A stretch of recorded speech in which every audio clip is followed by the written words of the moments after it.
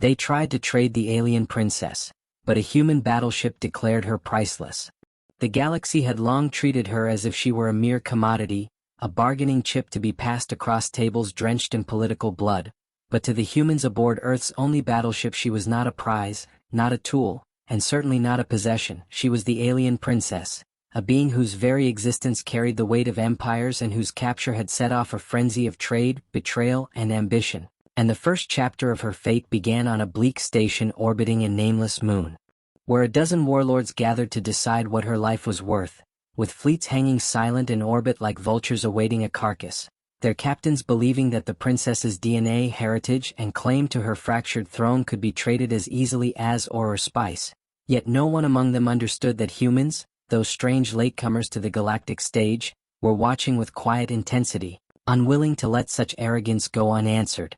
The hall where she was kept was carved into the heart of the station's black alloy shell, its walls lined with flickering banners of warlords and syndicates, a display of power meant to remind her that she was powerless. Yet the alien princess did not bow her head, her silver-blue skin catching the light of torches as though woven with starlight, her dark eyes reflecting a mixture of fury and sorrow, for she had been raised on stories of her people's greatness, of her ancestors who once ruled, not through cruelty but through harmony across 10,000 systems, until betrayal shattered their empire and left her as the last living heir. And now these men and women who called themselves leaders debated whether to sell her to the bioengineers of the Zeth Consortium, to the slave pits of the Obek lords, or to the auction blocks where empires would bid not for her freedom but for the power to control her bloodline, and each offer carried promises of fleets, weapons, or credits as though her life could be reduced to numbers on a screen. She sat bound in chains of plasma filament, glowing faintly as though they burned her wrists, but she did not cry out. Instead she raised her chin and met their gazes, her silence cutting deeper than words, because every eye in the chamber knew she was no mere token, she was a symbol. And if they sold her, then the galaxy itself would learn that honor could be traded away without shame. In the shadows of that hall, a single human envoy stood among the delegates, not tall nor adorned with finery like the others, his uniform plain gray with the crest of Earth's navy etched upon his chest, and though they mocked him, called humanity a backward world with one ship to its name, he did not flinch, for his people had sent him not to bid for her as others did, but to watch, to measure, and to carry back word to the captain of Earth's only battleship, the dread vessel Resolute. He listened to the jeers, the laughter, the arguments over her price, and he thought of the faces of his crewmates who had sworn never to allow tyranny to stand unchallenged, and he thought of the captain who had once said that humanity had nothing left to prove except that it would not bow to monsters. When the warlords finally reached a fever pitch, shouting over each other about who had the right to claim her, the princess's voice rose above them, clear and steady, and she said, "I am not a possession. I will not be sold." Her words silenced the chamber for an instant, before laughter broke out like thunder, cruel and mocking, as if her defiance only made her more amusing to them, but the human envoy's eyes sharpened, and in that moment he activated the hidden beacon within his sleeve, a pulse that shot silently through the void and across the gulf to the Resolute, where deep in the dark of space the engines roared to life. On the bridge of the battleship, Captain Elias Ward received the signal, his scarred face unreadable as he stared at the projection of the warlord's fleets encircling the station, and though his crew looked uneasy at the prospect of facing dozens of ships with only their lone vessel, he said calmly, "Prepare for engagement. She will not be traded. Not while we live." The Resolute had been mocked for years, dismissed as Earth's desperate attempt to prove it belonged among the stars, but those who sneered did not know what lay within its hull, because humans, in their solitude and determination, had built something different, something terrifying, a ship designed not to conquer but to endure, with systems unlike any seen before, weapons that seemed to drink light itself, and shields woven with technologies reverse-engineered from ruins the galaxy had long ignored. And as the engines burned brighter than suns, the stars themselves seemed to tremble.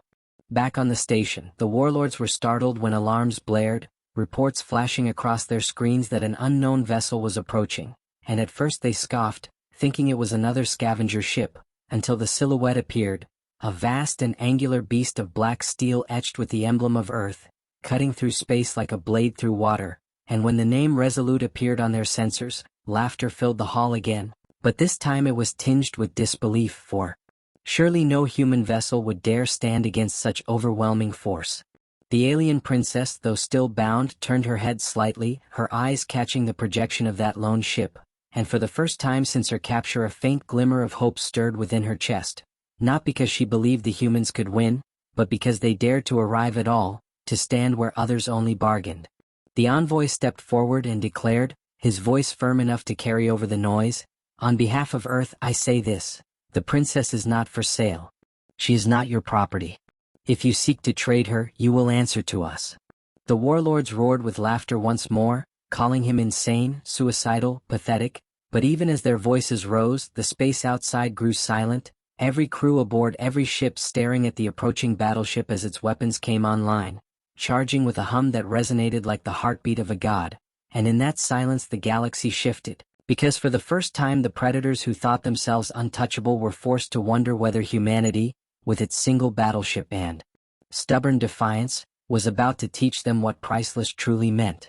And so the first chapter closed not with the alien princess being sold to the highest bidder, but with the shadow of the Resolute falling over the station, its guns locked, its shields alive, and its crew ready to stake everything on one belief: that some lives could not be measured in trade, that some beings could not be reduced to currency, and that humanity's one ship would stand against an empire if that was what it took. The chamber was suffocating with tension as the alien princess stood on the dais, the soft blue glow of containment fields casting a pale shimmer over her delicate features. And though the Trade Council thought her bound, she carried herself with an air that no chains or contracts could suppress. But outside the great hall, far beyond the gilded arches and echoing floors of the alien market world, the looming silhouette of Earth's flagship, the dreadnought Resolute, hung in orbit like a blade drawn in defiance, its presence a shadow over every negotiation. And when the emissaries of empires spoke of value, bargaining rights, and exchange protocols, their voices faltered with the unspoken reminder that one ship, just one, carried the weight of a species unwilling to bow to commerce when dignity was at stake. For Commander Elias Ward had made his stance clear. The alien princess was not a commodity, not a relic of power to be shuffled across ledgers, but someone worthy of protection. And though his fleet was smaller, though humanity's claim to galactic recognition was fragile and contested, his voice thundered louder than all, amplified not by authority granted from treaties but by conviction that made even the most ruthless negotiators hesitate. Yet inside the chamber the bidding had already begun, alien factions calling out their offers with currencies that shimmered in light and weight,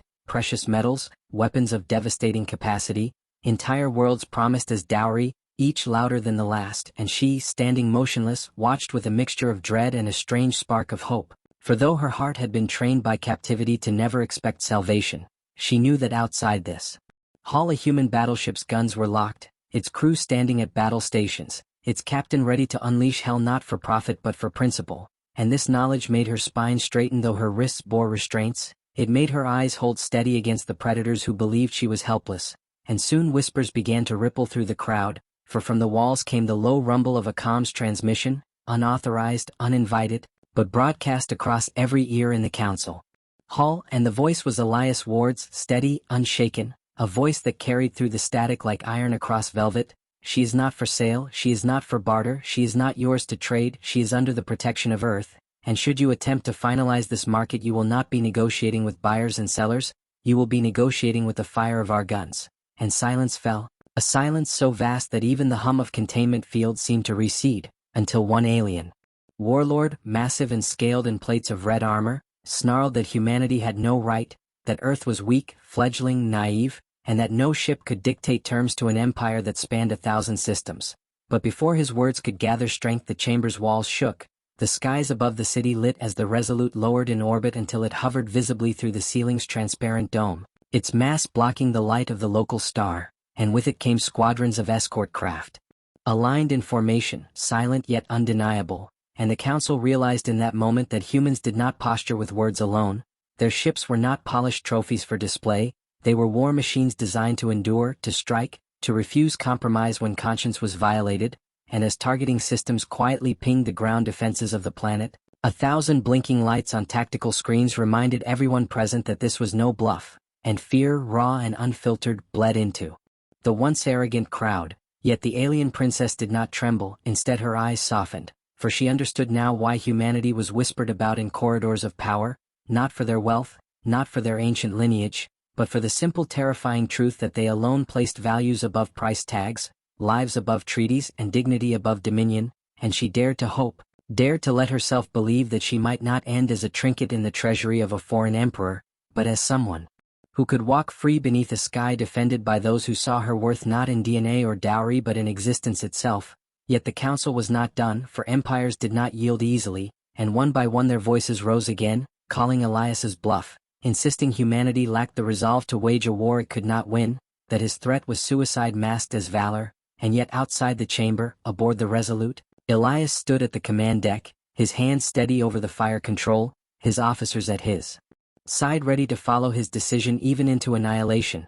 for they knew this was not a battle about numbers or fleets, it was about principle, and when he gave the order to charge weapons to full, every crew member's heart pounded not in fear but in unity, the unity of a species declaring to the galaxy that they would not allow injustice to dictate the terms of civilization. And back in the council hall the hum of charged cannons reverberated through the dome's glass, shaking chandeliers, cracking tiles, until the alien warlords realized that the humans would rather burn than yield, and such a calculus, incomprehensible to traders, was terrifying to behold, because a species willing to die for principle could not be bought, could not be reasoned into surrender, could not be enslaved by gold or weaponry, and in that moment the alien princess lowered her head, not in defeat, but in silent gratitude, for in all her years of captivity she had never seen such defiance in her name, never seen someone ready to stake their very existence upon her freedom, and the chamber grew colder, fear spreading like frost, until finally one of the elder counselors, his tendrils quivering, declared that the auction was suspended indefinitely, that the risk of open war outweighed the promise of profit, and the murmurs of agreement rippled swiftly after, because no one wanted to test the fury of the humans who dared to declare her priceless, and as her containment field dissolved her shackles clicking open not by generosity but by surrender, she stepped down the dais, her gaze locked on the ceiling where the dark silhouette of Earth's battleship hovered, and though she did not speak, though she did not cry out, her silence was louder than any cheer, and Elias, watching from the viewscreen aboard the Resolute, knew the battle was not yet done, that alien powers would rally, plot, and strike again to claim what they had lost. But in that moment, as the chamber fell apart and the council scattered, as the alien princess was escorted out under human guard, he allowed himself one deep breath of victory, because the galaxy had just been shown the unthinkable truth. Humanity was no longer a bystander on the galactic stage, they were a force that could not be measured in currency or colonies, but in fire, loyalty, and unshakable resolve, and their declaration that she was priceless had echoed louder than any cannon. The silence before the last storm was unlike anything Commander Marcus Hale had ever felt, for it was not silence in the literal sense but rather a heavy suspension of time, a space in which all fates hung unresolved, the alien princess standing beside him upon the command deck, her luminous presence filling the air with a fragile calm that belied the terror of what they both knew was coming, for the Galactic Council had rejected Earth's declaration, had demanded once more that the princess be handed over as property, as a bargaining chip in their endless wars, and when Earth had refused they had assembled an armada the likes of which no human fleet had ever faced, ships so vast that they blotted out entire constellations, their weapons powered by energies harvested from dying suns, and yet the humans had drawn their line and stood their ground, declaring in one unified voice that the alien princess was not for sale, not for trade, not for ransom, but was priceless and deserving of life and dignity. And so now the galaxy converged upon this single human battleship, the Resolute, a vessel no larger than a grain of sand against the endless cosmic tide but carrying within it the unbreakable will of an entire species. And Marcus stood at the center of it all, knowing that history itself balanced upon his choices in the hours to come, for if they fell then humanity would be shattered and the princess lost. But if they held then something new would be born, a fire that might burn through all tyranny. The princess turned her radiant eyes toward him then, eyes like shimmering pools of starlight, and she spoke softly though every soul on the deck leaned closer as though her words carried the weight of destiny. Marcus, you know they will not stop, they will burn your world to ash to see me caged again, do not risk your species for me. He met her gaze without hesitation, his jaw clenched in that uniquely human way that spoke of both stubbornness and conviction, and his voice, steady as steel, carried across the deck. Your life is not a risk, it is a cause worth everything, for if we trade you like they wish then we become the very monsters we fight, and humanity will never bow to that, not while I draw breath. Around them the crew rose in silent agreement, their hands tightening over consoles and controls, their hearts ignited with something no empire had ever truly understood, the sheer irrational defiance of humankind, the refusal to treat life as a currency. And in that moment the princess understood why these fragile beings from a small blue world frightened empires so vast, because they believed not in dominion but in dignity, and their battleship had become a beacon of that belief. The alien armada approached like a tide of annihilation, tens of thousands of ships locking into formation, their cannons lighting the void with ominous glow, and the communications channel erupted with voices of accusation, threats that echoed like thunder. Earth, surrender the alien princess at once, or your world will be scoured from existence. But Marcus only stood taller, pressing the channel open to broadcast not just to the attackers but to every listening ear across the galactic spectrum. We do not trade lives, we do not sell souls, and if you believe a princess can be priced then you have already lost, for to us she is priceless, and so we will fight until the void itself shatters. His words burned across the networks like wildfire, reaching slaves and soldiers, merchants and monarchs, all who had ever wondered whether humanity was just another opportunistic species or something different, and now they knew, for humanity declared without fear that worth was not measured in power but in being. The first shots came like meteors, colossal beams tearing across the void toward the Resolute, and the battleship shook as if struck by the fist of a god, but its shields held, flaring like a sunburst, and the crew roared with both fear and fury as Marcus commanded evasive maneuvers, the ship darting between enemy fire with the precision of a blade dancer, returning fire with railguns that spat tungsten rods faster than light, ripping through enemy armor with impossible accuracy. Yet it was not enough, for every enemy ship destroyed was replaced by 100 more, their endless formations surrounding the humans like a crushing noose, and the princess, watching the storm unfold, felt her heart twist with guilt, for all this blood was being spilled for her, and yet when she looked upon Marcus she saw no regret, only resolve, and she realized that this battle was not about her alone but about what she represented, the refusal of one world to bend to empires. The fight raged for hours, the Resolute battered and burning, crewmen falling at their posts but never yielding, until at last the flagship of the alien armada loomed before them, a ship the size of a moon, its cannon charging with a sphere of pure starfire, one shot that would vaporize the human battleship utterly, and all seemed lost, the bridge lit red with alarms, the crew bracing for the end, when the alien princess stepped forward and placed her hand upon the main console, her bioluminescent veins glowing like molten rivers, and she whispered words in a language older than the stars, a plea and a vow that resonated with the hidden depths of her people's forgotten legacy, and suddenly the void itself seemed to bend, for her species had once been builders of wonders, not slaves, and though her power had been caged and muted, here in the presence of humanity's defiance it awakened. Energy surged from her touch, flowing into the Resolute systems, amplifying its shields, its cannons, its very heart, until the battleship shone like a newborn star, and Marcus realized what she had done, binding her life force to the ship, risking herself so that humanity might endure, and his heart clenched with both awe and terror. With a cry that echoed across the void the Resolute unleashed its full fury, every cannon blazing, every railgun firing, its shields reflecting enemy fire back upon their own, and it plunged headlong toward the alien flagship, a single defiant spark against a mountain of darkness. The collision of forces shook entire sectors, empires watching in shock as the human ship cut through the enemy's pride with impossible brilliance,